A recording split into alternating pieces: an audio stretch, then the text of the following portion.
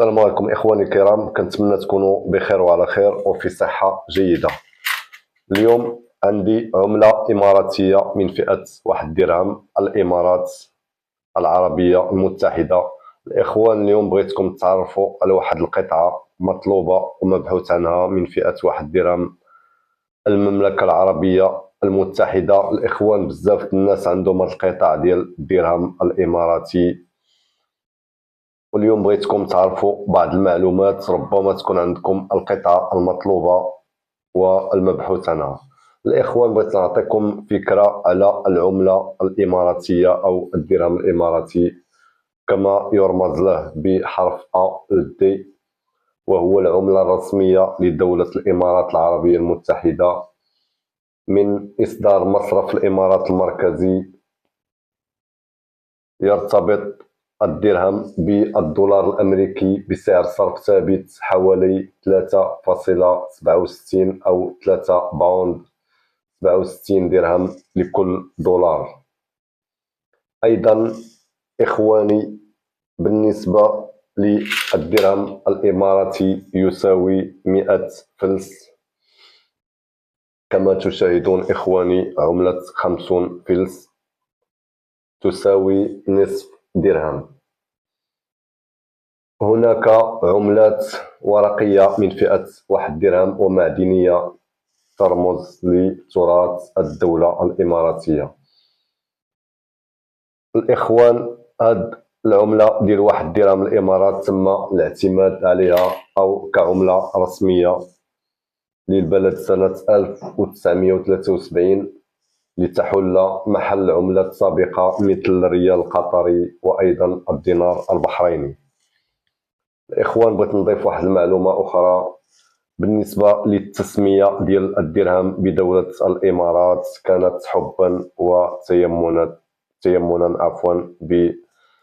بالدولة أو بالمملكة المغربية الشريفة التي تعتمد الدرهم المغربي كعملة رسمية بالبلاد منذ سنة 1960 إلى يومنا هذا. ومن هذا المنبر كنقدم أحر عبارات الحب والاحترام والتقدير للشعب الإماراتي الشقيق. وبهذه المناسبة كنتمنى أيضا بالنسبة للمنتخبين اللي غادي يلعبوا إن شاء الله مباراة فاصلة بدوري كأس العرب المقامة بدولة قطر، كنتمنى تكون مباراة شيقة بين المنتخبين.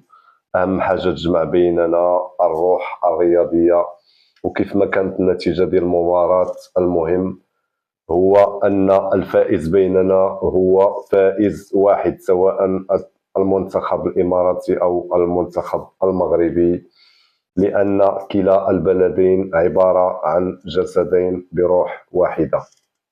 كل الحب والتقدير للإخوان والأشقاء الإماراتيين. الإخوان، بغيت نعرفكم على الدرهم النادر والدرهم المطلوب من الفئة ديال 1 درهم الإمارات. هو العملة التذكارية كيف ما كتشاهدوا الإخوان بالصورة.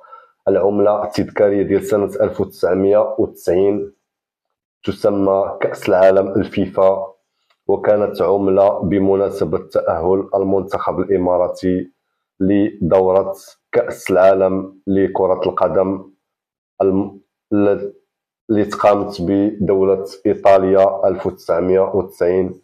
كيف ما كتشاهدوا الإخوان، هاد العملة قليلة بعض الشيء وبزاف ديال الناس كيبحثوا عليها وكيتسائلوا عليها. هي تقريبا نفس المواصفات بحال هاد العملة ديال 1 درهم، كاين فقط الاختلاف بظهر العملة أو بوجه العملة صورة لشعار المونديال إيطاليا. كيف ما قلت لكم الإخوان، عملة مصنوعة من النحاس والنيكل. ما يجيش شي واحد يقول لنا عملة فضية أو عملة مصنوعة فقط من النحاس والنيكل، لكن القيمة ديالها هي أنها عملة تذكارية كانت بمناسبة تأهل المنتخب الإماراتي الشقيق لدورة كأس العالم لكرة القدم بدولة إيطاليا 1990. الإخوان اللي عنده بحال الدرهم اللي كنشاهدوا بالصورة التذكارية تراسل معايا، ارسلها لي في كومونتير نشريها من عندك او ندلك على اماكن البيع. اخواني اخواتي، كنتمنى هاد المعلومات تكون كافيه ومفيده. الا عجبكم الفيديو ديالنا ما تبخلوش علينا بالاعجاب وبالبارطاج. وبالنسبه للاخوان اللي كيشاهدوا الفيديوهات ديالنا لاول مره وكنتي من عشاق هاد الهوايه الراقيه، هوايه المسكوكات، اشترك معنا في القناه وفعل زر الجرس باش تكون من السباقين يوصلوك الفيديوهات ديالنا في الوقت المناسب. إلى هنا إخواني أخواتي أقول لكم شكرا على المتابعة، ومشكورين على الدعم ديال القناة سواء من قريب أو من بعيد. والسلام عليكم ورحمة الله تعالى وبركاته.